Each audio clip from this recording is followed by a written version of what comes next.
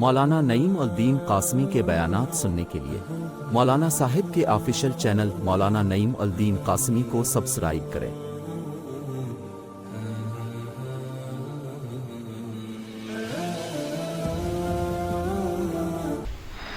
الحمد لله نحمده ونستعينه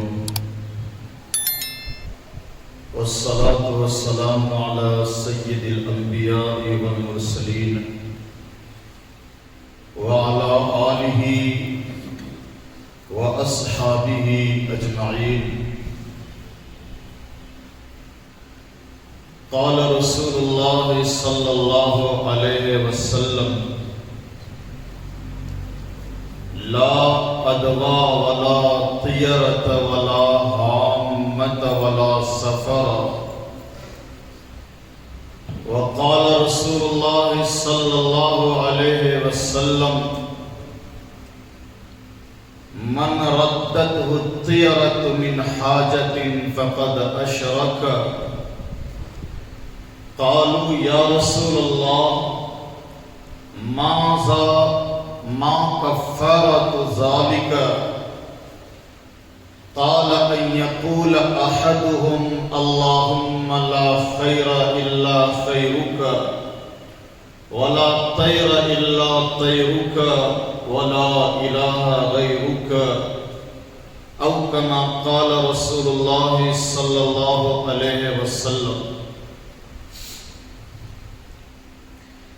قابل احترام بزرگوں، نوجوان دوستوں، اسلام نے جس غلامی سے ہمیں اور آپ کو نکالا، واپس اسی غلامی میں مسلمان چلا جا رہا ہے،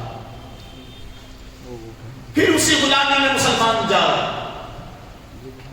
میں بتا رہا تھا عرب کی چند چیزیں نمونے کے طور پر۔ عرب کے لوگ جو بتوں کے پجاری تھے،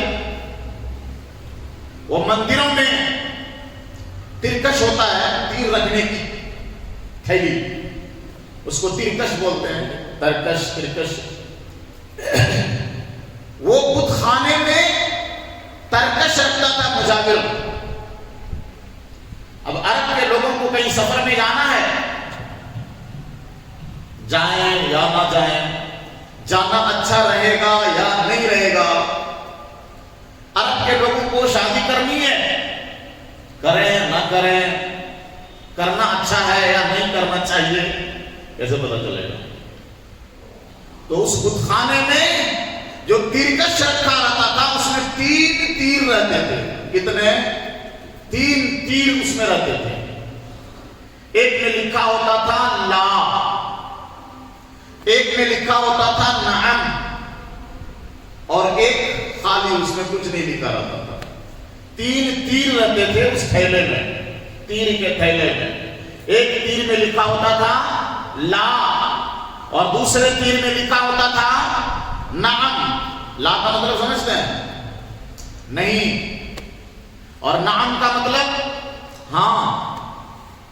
تو اب یہ پجاری کے پاس لوگ جاتے تھے، سفر میں جانا ہے، جانا کہ نہیں جانا، ہاتھ سے اس تھیلے سے ایک تیر نکالتے تھے۔ اگر لا والا تیر نکل گیا کہ اس میں لا لکھا ہوا ہے تو مطلب ہے کہ نہیں جانا، واپس گھر آ جاتا، سفر نہیں کرنا، کام میں نہیں جانا، کوئی نیا کام شروع نہیں کرنا، لا لکھا ہوا نا۔ اور اگر ایسا تیر نکل گیا جس میں نام لکھا ہوا ہے، ہاں تو جا سکتے ہیں، چلیں گے، اب سفر کریں گے۔ اور جس میں کچھ نہیں لکھا ہوا وہ نکل گیا تو دوبارہ ہاتھ ڈالتے تھے نام یا لا والا کو ڈھونڈنے کے لیے۔ یہ کیا ہوتا تھا؟ لا والا نکل گیا تو سفر چھوڑ دیا، لا والا نکل گیا نہیں والا تو کام چھوڑ دیا۔ کیا ہے؟ ایک تیر سے اپنا فیصلہ کر رہا ہے کہ مجھے کرنا ہے کہ نہیں کرنا ہے۔ عرب کے لوگوں میں ایک طریقہ یہ بھی تھا کہ اگر سفر میں جانا ہے، شادی کرنی ہے، کوئی نیا کام کرنا ہے، تو ان کے پاس پرندے ہوا کرتے تھے کچھ، ان پرندوں کو اڑاتے تھے عرب والے۔ ہاتھ سے چھوڑنے کے بعد اگر وہ پرندہ رائٹ سائڈ میں بھاگا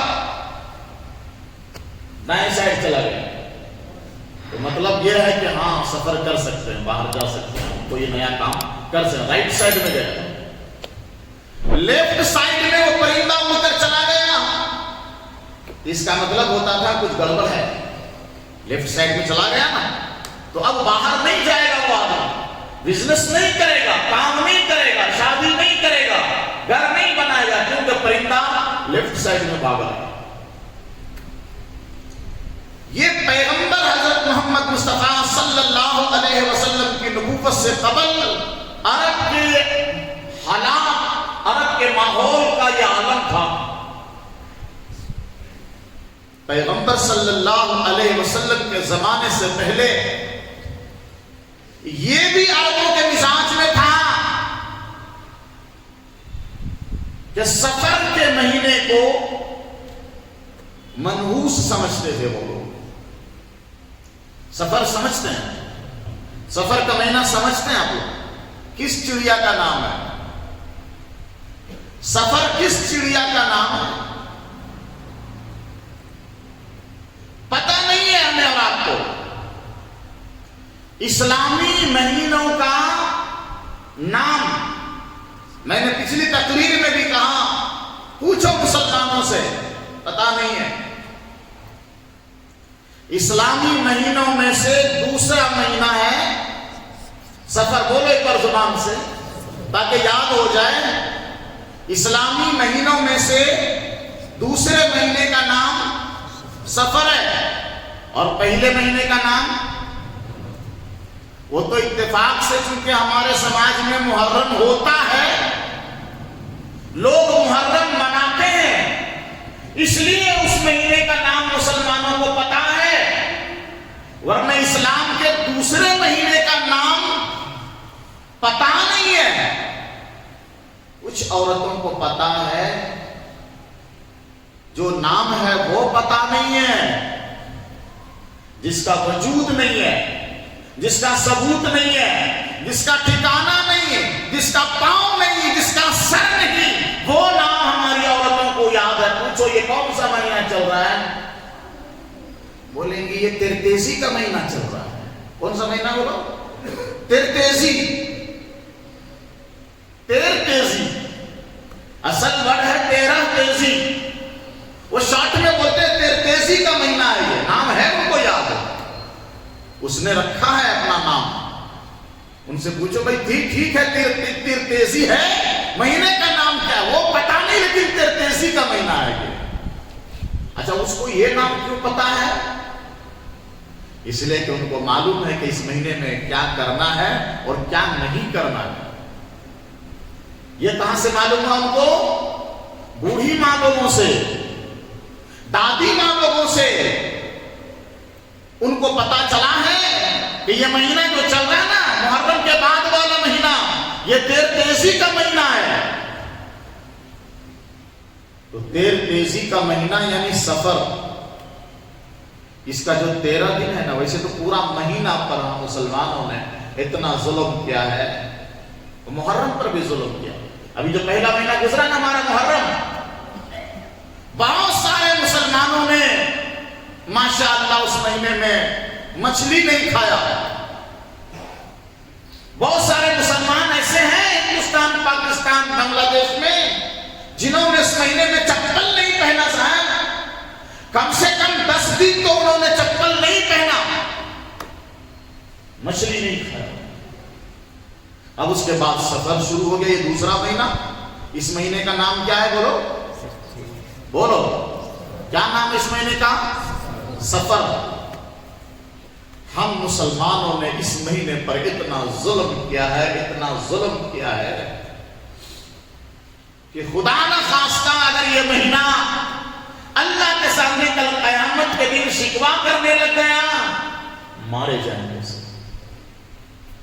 پروردگار عالم میرے اوپر اتنا ظلم، جیسے مہینہ اسٹارٹ ہوا تو اس کا جو 13 دن ہے، مسلمان سفر میں نہیں جاتا۔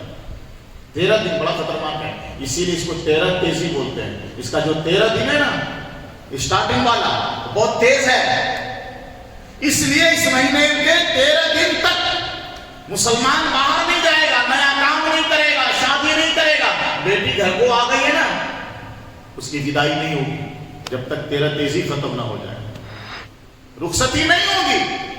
اور مرد اگر ضد بھی کرتا ہے نا، عورتیں ڈانٹ دیتی ہیں، چپو تیرے تیزی چل رہا ہے نا ابھی، یہ 13 دن کے بعد سوچیں گے، پھر 13 دن کے بعد تو پھر پورا مہینہ باقی ہے، تو پورا مہینہ منحوس سمجھتا ہے مسلمان۔ اس مہینے میں شادی نہیں کرتا مسلمان، اس مہینے میں نیا کام نہیں کرتا مسلمان، اس مہینے کو برا سمجھتا ہے مسلمان، منحوس سمجھتا ہے۔ جاہل مسلمان جس کے پاس علم نہیں ہے، جس کے پاس جانکاری نہیں ہے، وہ جانکاروں سے بھی بڑا فتویٰ دیتے ہیں۔ تو خاص کر ہماری عورتیں، مردوں کا تو گھر میں کچھ چلتا نہیں ہے، مردوں کا باہر میں چلتا ہے، گھر میں کچھ نہیں چلتا، اور گھر میں جب عورتوں کا چلتا ہے تو سارا رسم و رواج عورتوں کے مزاج کے مطابق چلتا ہے کہ اس مہینے کے 13 دن بڑے بھاری ہیں، کہ یہ پورا مہینہ بڑا منحوس ہے۔ میرے دوستوں، میرے نبی تشریف لائے جب اس دنیا میں نے کہا کہ میرے نبی کے آنے سے پہلے بھی لوگ اس مہینے کو منحوس سمجھتے تھے۔ میرے نبی کے آنے سے پہلے بھی لوگ اس مہینے کو کیا سمجھتے تھے؟ منحوس سمجھتے تھے۔ پیغمبر تشریف لائے تو جنہوں نے پیغمبر پر ایمان لایا، جنہوں نے اسلام قبول کیا، اس کو پیغمبر نے دماغی ذہنی غلامی سے باہر کیا کہ تم اسلام لاؤ، اس کے بعد تمہارا ایمان، تمہارا عقیدہ اللہ پر پختہ ہونا چاہیے، لا الہ الا اللہ، کوئی عبادت کے لائق نہیں، صرف اللہ۔ مطلب کیا ہوا؟ نفع دینے والا اللہ، نقصان دینے والا اللہ۔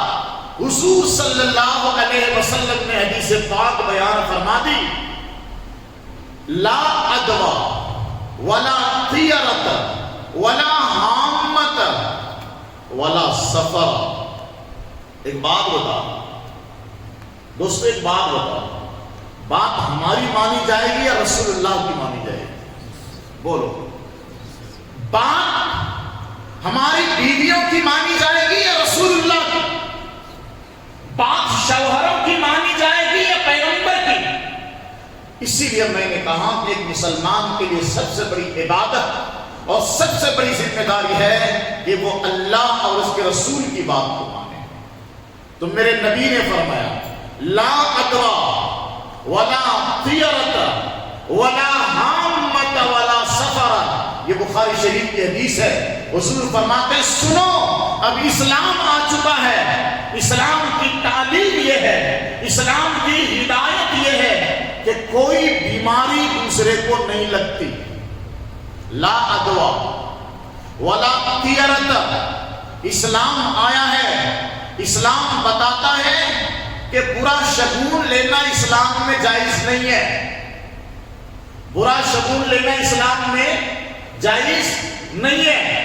ولا حامۃ، پرانے زمانے میں الو کو لوگ منحوس سمجھتے تھے، حامۃ کہا جاتا ہے اس کو عربی میں۔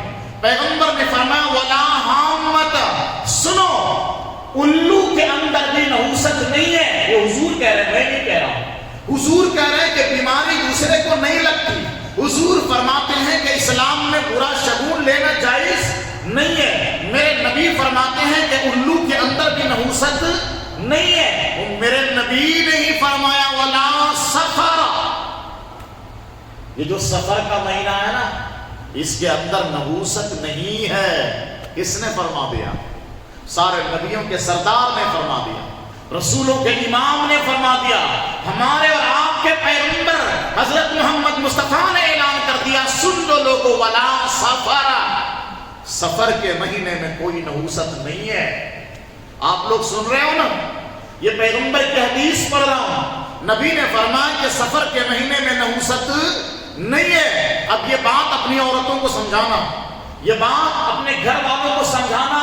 میرے نبی نے بخاری شریف کی حدیث میں فرمایا ہے کہ سفر کے مہینے میں نحوست نہیں ہے تو پورے سفر کے مہینے کا میرے نبی نے ذکر کیا، اس میں 13 تیزی بھی آ گیا کہ 13 دن بھی خطرناک نہیں ہے۔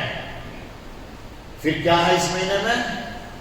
اس مہینے کا پورا نام پڑھ لو، اس مہینے کا پورا نام ہے سفر المظفر، بولو ایک بار،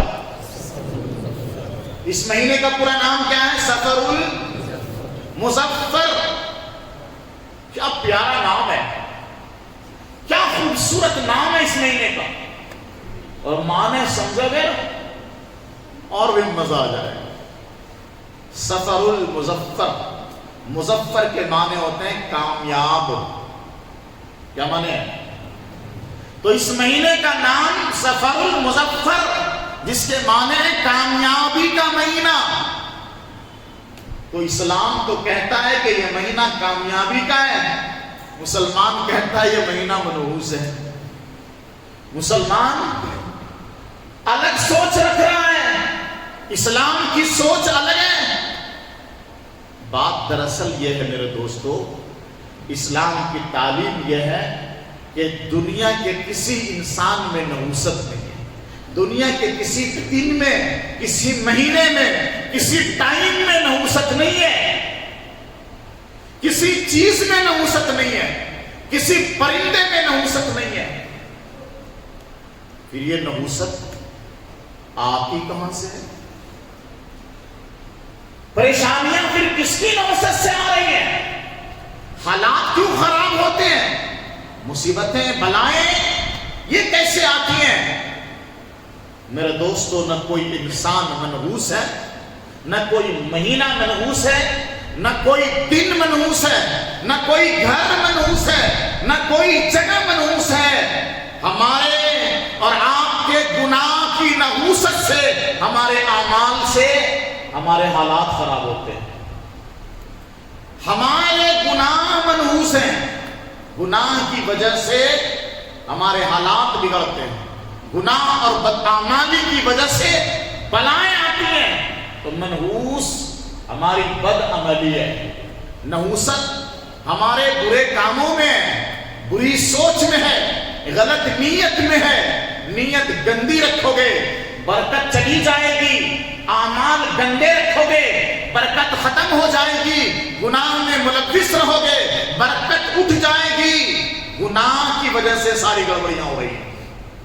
کوئی گھر منحوس نہیں ہے، کوئی دن منحوس نہیں ہے، کوئی جگہ، کوئی آدمی، کوئی پرندہ، کوئی جانور، کچھ منحوس نہیں ہے۔ یہ اسلام کا پیغام ہے۔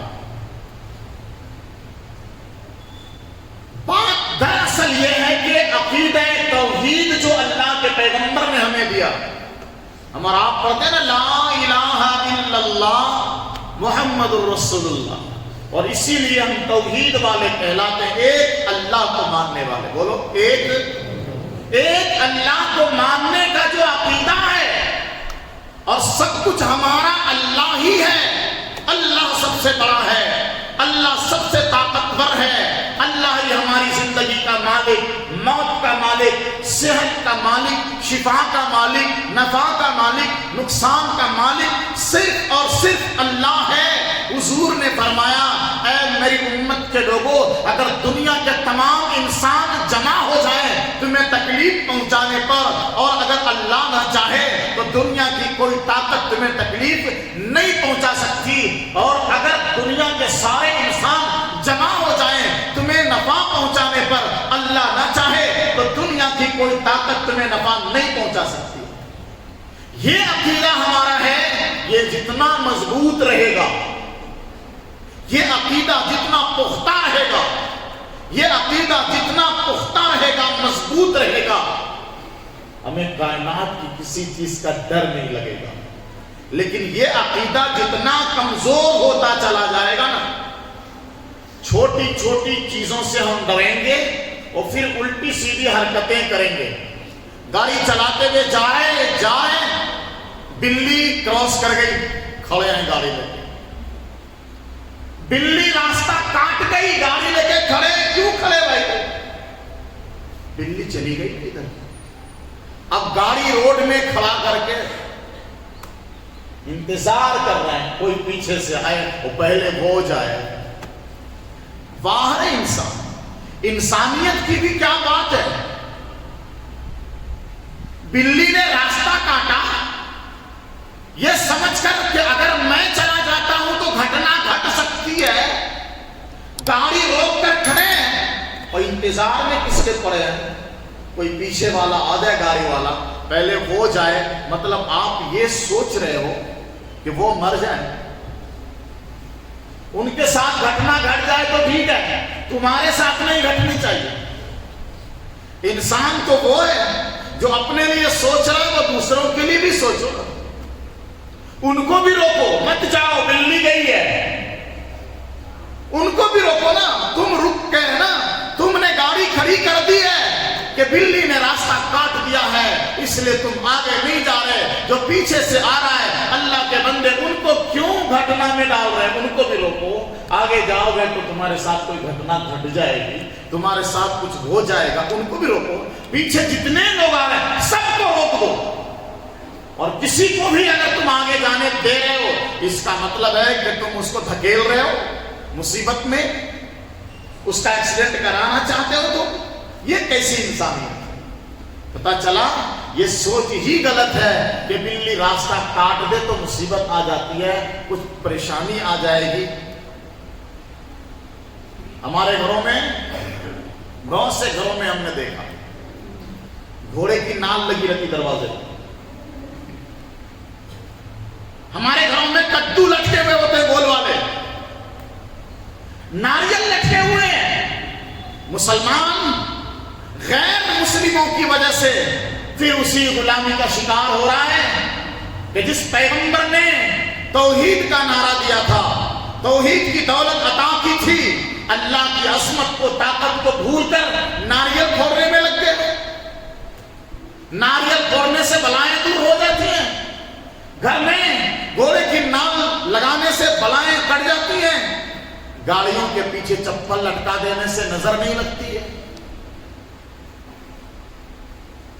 آٹو والا، ٹیمپو والا، لاری والا، ٹریکٹر والا پیچھے جوتا لٹکائے ہوا ہے، ایک جوتا، ایک چپل. بری نظر والے تیرا منہ کالا، اس سے نظر نہیں لگے گی. ایک چپل لٹکا دیا پیچھے، نظر نہیں لگے گی. اس لیے اگر یہ بات سچ ہے، یہ گاڑیوں کے پیچھے چپل لٹکانے سے نظر نہیں لگتی ہے، تو بی ایم ڈبلیو والے کو لٹکواؤ نا، ان کو بھی دو ایک چپل کہ آپ بھی اپنی گاڑی میں لٹکا لیجیے. کوئی بھی مسلمان نئی کار لا رہا ہے، مہنگی کار، آج تک آپ نے اس کے پیچھے چپل لٹکی بھی دیکھا کیا؟ ان کے پیچھے چپل لٹک رہی دیکھا کیا آپ لوگوں؟ بولو، کسی نے نہیں دیکھا. زیادہ نظر تو ان کو لگنی چاہیے نا. وہ ہماری لاری میں، وہ بھی پرانی لاری ہے، پیچھے چپل لٹک رہی ہے. پرانا ٹیمپو ہے، پیچھے چپل لٹک رہی ہے. وہ نئی چمچماتی ہوئی کار ہے، نظر تو ان کو لگنی چاہیے نا. جو بچہ زیادہ خوبصورت ہوتا ہے نظر ان کو لگتی ہے، میرے جیسے کو تو لگتی نہیں جلدی. جو بچہ جتنا زیادہ خوبصورت ہوگا ان کو جلدی نظر لگتی ہے. تو جس کی کاریں جتنی زیادہ چمک رہی ہوتی ہیں، جتنی مہنگی کار ہیں، ان کو زیادہ نظر لگے گی نا. کسی نے بھی چپل نہیں لٹکایا. کیوں؟ ہم جاہل بنے ہوئے ہیں. اپنی جہالت کی وجہ سے اپنی پرانی گاڑیوں میں چپل لٹکا رہے ہیں اور یہ سوچ رہے ہیں کہ اس سے نظر نہیں لگے گی. شادیاں ہوتی ہیں نا، بہت سارے علاقوں میں ہم نے دیکھا کہ نکاح سے پہلے ابٹن لگایا جاتا ہے اور 2-3 دن ابٹن لگائے جاتے ہیں. عورتیں لگاتی ہیں ابٹن. جس دن سے ان کو ابٹن لگنا یعنی ہلدی لگنا شروع ہوا، اس دولہا بابو کے ہاتھ میں لوہے کی چھری پکڑا دی جاتی ہے. وہ جدھر جا رہا ہے چھری پکڑے ہوا ہے. وہ چھری ہاتھ سے نہیں چھوٹتی ہے ان کی. لیٹرنگ بھی جا رہا ہے چھری لے کے جا رہا ہے، باہر جا رہا ہے چھری لے کے جا رہا ہے، ہاتھ میں چھری ہے لوہے کی. بھائی کیوں؟ ابٹن لگ رہا ہے نا، ہلدی لگ رہی ہے، نظر لگ سکتی ہے تو چھری رکھ لیا، نظر نہیں لگے گی. یہ کس نے بتایا؟ مسلمان کر رہے ہیں اس کام کو، مسلمان اس کام کو کر رہے ہیں. آپ چلے جاؤ، ابھی دکان کھلی ہے، آپ کا دوست ہے دکان والا، آپ کا رشتہ دار ہے، آپ کا پڑوسی ہے، آپ کا جاننے والا ہے. میاں پڑوسی، رشتہ دار، دوست، جاننے والا تو چھوڑ دو، حضرت بھی چلا جائے نا، ابھی بونی ہوئی نہیں ہے، ان سے پہلے حضرت بھی پہنچ جائے اور دکان والے مسلمان مقتدی سے کہہ دے جیب میں پیسے نہیں لایا ہوں، جو سامان لینا ہے وہ آپ ہم کو ادھار دے دیجئے، حضرت ذرا تھوڑی دیر کے بعد آ جاؤ. کیونکہ ابھی آپ فرسٹ گراہک ہیں، پہلا کسٹمر ہے، ابھی بونی ہوئی نہیں ہے، ادھار نہیں دے سکتے. یہ مسلمان دکان والا ہے. رات ہو گئی، دوست قرضہ مانگنے آیا، صبح آ جاؤ. کیوں؟ رات میں قرضہ نہیں دیتے، آپ پیسہ دوسرے کے ہاتھ میں رات کو نہیں دینا، صبح آؤ. شام کو گھر میں جھاڑو نہیں دینا، کیوں؟ خوشیاں چلی جائیں گی، شام کو جھاڑو نہیں دینا. بہت سارے بزرگ لوگ نصیحت کرتے ہیں، پاؤں پہ پاؤں چلا کر نہیں بیٹھنا، جھگڑے ہوتے ہیں. یہ ساری کہانیاں کدھر سے آ رہی ہیں؟ کچھ علاقوں میں جیسے ہی مغرب کا ٹائم ہوا، سورج ڈوب گیا، جلدی چراغ جلاؤ، موم بتی جلاؤ، لائٹ جلاؤ. کیوں؟ سورج ڈوب گیا، دیر کرو گے تو شیطان گھر میں آ جائے گا، لائٹ ڈالو. یہ کہاں سے آیا؟ کدھر سے آیا یہ؟ اور پھر شادیوں میں تو ہماری عورتیں دلہوں کی ایسی خیریت بگاڑتی ہیں نظر سے بچانے کے لیے، یہ ٹوٹکا وہ ٹوٹکا، یہ کام وہ کام، پتا نہیں. دولہا میاں تو بس ایک بت بن جاتا، بت، نہ ہلتا ہے نہ ڈولتا ہے، حرکت بھی نہیں کرتا. صاحب کبھی کبھی میں نکاح پڑھانے کے لیے جاتا ہوں نا، اور نکاح کا ٹائم ہو جاتا ہے، دولہا میاں ایسا چھپا ہوا ہے، ایسا چھپا ہوا ہے، 10 پردے میں چھپا ہوا، اس کی نہ ناک دکھ رہی ہے نہ آنکھ دکھ رہی ہے، اس بچے کو بھی کچھ نہیں دکھ رہا ہے، پھولوں سے لدا ہوا ہے اور ہاتھ بھی بندھا ہوا ہے، ایک ہاتھ میں پتہ نہیں کیا اور ایک ہاتھ میں وہ اللہ معاف فرمائے کیا کیا پکڑے ہوا. پیغمبر صلی اللہ علیہ وسلم نے ایمان والے کو ہدایت دی تھی کہ تم مسلمان ہو، یہ ساری باتیں وہمی بات ہے. تمہارا خیال ہے کہ چھت پر الو بیٹھ جائے تو کسی کی طبیعت خراب ہو جائے گی، گھر میں کوئی مر جائے گا، یہ تمہارا خیال ہے. میرے نبی کہتے ہیں ولا عامہ، الو کے بیٹھنے سے گھر میں کوئی بیمار نہیں ہوتا، وہ منحوس پرندہ نہیں ہے. کوا بولنے لگ گیا کوئی مہمان آ جائے گا، یہ کس نے بتا دیا آپ کو؟ گھر میں آنگن میں کوا بول رہا ہے، آج ضرور کوئی مہمان آئے گا. میرے نبی نے تعلیم دی، لا ادوا ولا طیرۃ ولا حامۃ ولا سفر. اے ایمان والو، اسلام میں یہ بات جائز نہیں ہے کہ کوئی سمجھے کہ دوسرے کی بیماری دوسرے کو لگ جاتی ہے. اسلام کہتا ہے برا شگون مت لو. برا شگون لینے کا مطلب سمجھتے ہیں نا؟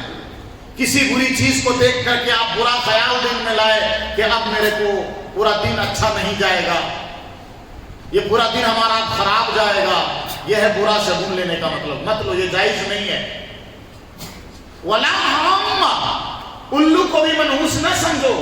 ولا سفر، اور سفر کے مہینے کو بھی منحوس مت سمجھو. میں کہہ رہا تھا کہ جب عقیدہ مضبوط ہوگا نا، جب ایمان مضبوط ہوگا تو کسی بھی وقت مسلمان صرف اور صرف اپنے اللہ پر بھروسہ کر کے کام کو شروع کرے گا.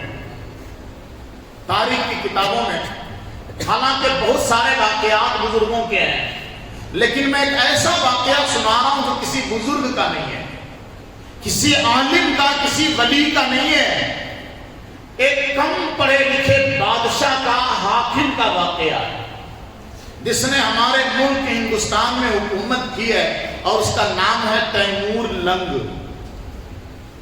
لنگڑا تھا اس لیے اس کو لنگ کہا جاتا تھا، تیمور لنگ. زیادہ پڑھا لکھا نہیں تھا، پر اندر جو ایمان تھا نا وہ مضبوط تھا. دریائے جمنا ان کو پار पार होने के लिए गए तो ज्योतिषियों ने रोका कि साहब ये जो टाइम है ना अभी ठीक नहीं चल रहा है, आप थोड़ी देर के बाद निकलें, अभी की घड़ी ठीक नहीं चल रही है, अभी का जो वक्त है ये मनहूस वक्त है। तैमूर लंग ने कहा मियां हम लोग अल्लाह वाले हैं, बोले एक बार, हम अल्लाह के मानने वाले हैं, इन चीजों की वैल्यू हमारी नजर में नहीं है, हम सिर्फ अल्लाह पर भरोसा करते हैं। दरिया पार हो गए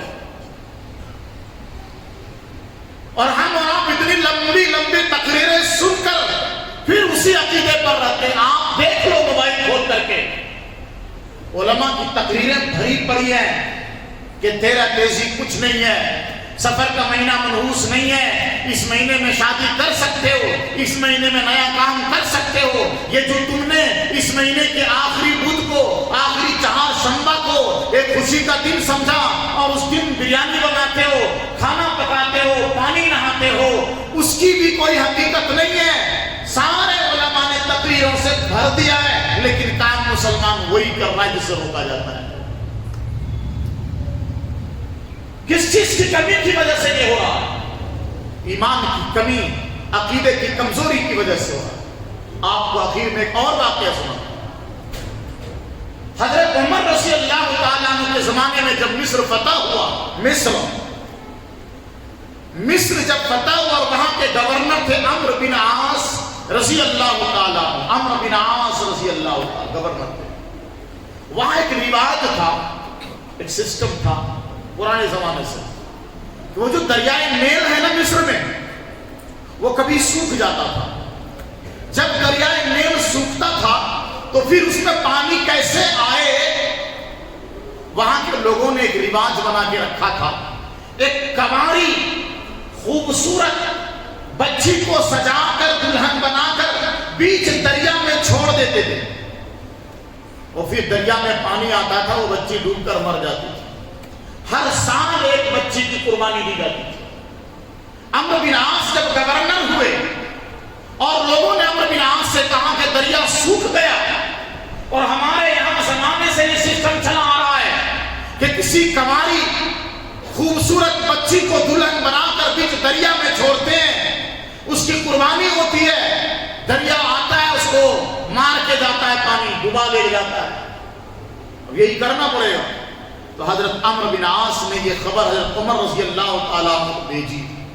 हजरत उमर रज़ी अल्लाह तआला अन्हु ने खत लिखा दरिया के नाम और अम्र बिन आस को भेजा कि अम्र बिन आस ये पर्ची दरिया में डाल दो। उस पर्ची में क्या लिखा? उस पर्ची में लिखा था, दरिया अगर तुम अल्लाह के हुक्म से जारी होते हो तो शुरू हो जाओ। अब उमर का जमाना आ गया, अब कोई पुराना मुशरिकाना रस्म रिवाज नहीं चलेगा, अब जाहिलियत का कोई तरीका नहीं चलेगा। तुमको अल्लाह ने पैदा किया है, अगर तुम अल्लाह के हुक्म से जारी होते हो तो जारी हो जाओ, और अगर तुम अल्लाह के हुक्म से जारी नहीं होते हो तो तेरी जरूरत भी नहीं है, तेरी जरूरत नहीं है। ये पर्ची दरिया में डालना था और पानी आया, खूब पानी आया। इस पर्ची पे क्या था? दरअसल हजरत उमर रज़ी अल्लाह तआला अन्हु के ईमान की मजबूती थी, अल्लाह पर तवक्कुल था। मेरे दोस्तों, आखिर में मैं आपसे एक बात कहना चाहता हूं, चूंकि जमाने से हमारे जहन में ये बात कभी बसी बसाई रहती है।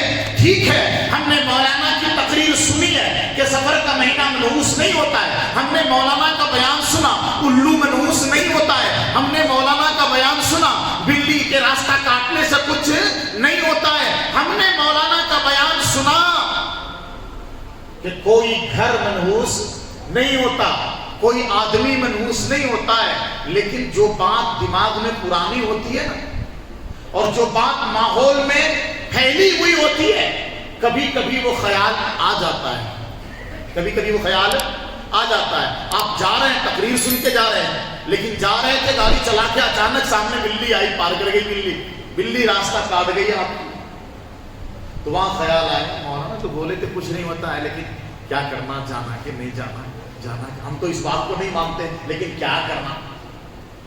الو آپ کے دیوار پہ آ کے بیٹھ گیا، آپ نے کہا میں نے مولانا کی تقریر سنی کچھ نہیں ہوتا، لیکن یہ بیٹھ گیا تھا کہ کیا کرنا، یہ ہمارے گھر پہ آ کے بیٹھ گیا نا، اب کیا کرنا ہے۔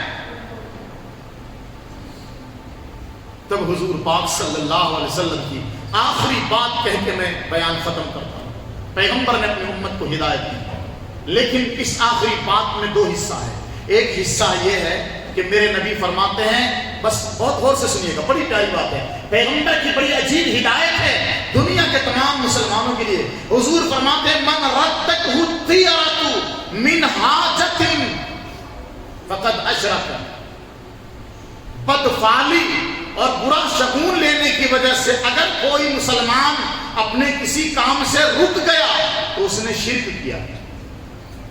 سمجھ گئے نا میری بات؟ برا شگون لے کر اگر کسی مسلمان نے اپنا کوئی کام روک دیا، حضور کہتے ہیں اشرک، اس نے شرک کیا۔ اب آپ سوچئے کتنے مسلمان ہیں جو باباؤں سے پھال دکھوا کر اپنا کام روک دیتے ہیں۔